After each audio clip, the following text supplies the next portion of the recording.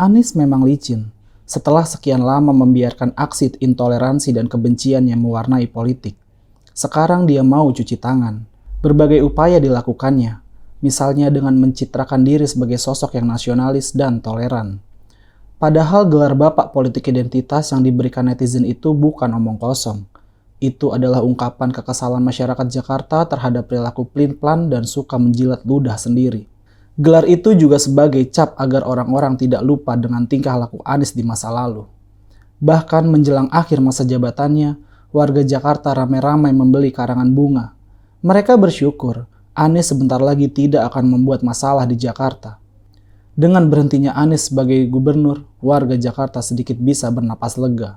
Nanti pada pilgub berikutnya, mereka bisa memilih calon baru sebagai penggantinya. Yang penting bukanlah Anies. Mereka bahagia jika Jakarta sudah tidak dikendalikan oleh ahli menata kata itu. Karena puluhan triliun duit rakyat lenyap untuk kegiatan tidak jelas di masa Anies. Sementara orang miskin dan pengangguran di Jakarta dibiarkan. Karena anggarannya sudah habis dihambur-hamburkan. Aksi Anies dalam upaya terakhir untuk mengontrol citra toleran itu dilakukan dengan menempel pada kelompok non-muslim. Anies seolah-olah peduli pada minoritas. Ia memang kehabisan waktu, tapi ia terus memanfaatkan sebisa mungkin.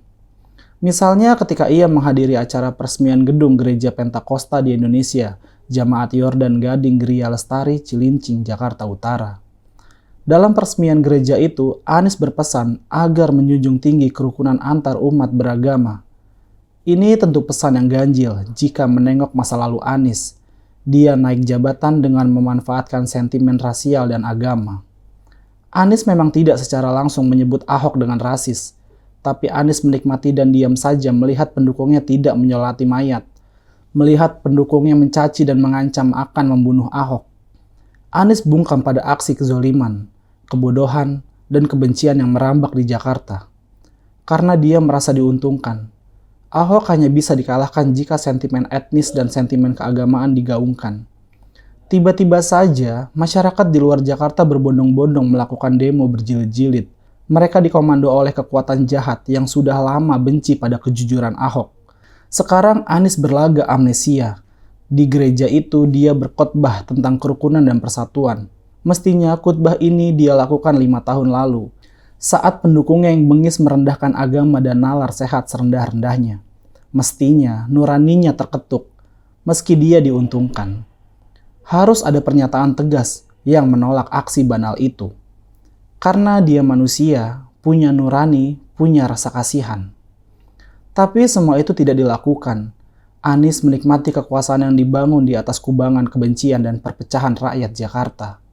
Jadi, kalau sekarang ada agamawan non-Islam yang menyanjung Anies sebagai tokoh nasionalis dan toleran, itu hanya aksi menjilat dan tentu saja pernyataan bohong.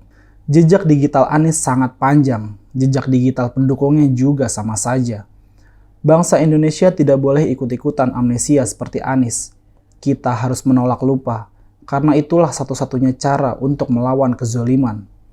Anies saat ini adalah salah satu kandidat ketiga dengan elektabilitas tinggi menuju Pilpres 2024. Dia punya kesempatan untuk ikut berlomba untuk menjadi RI 1.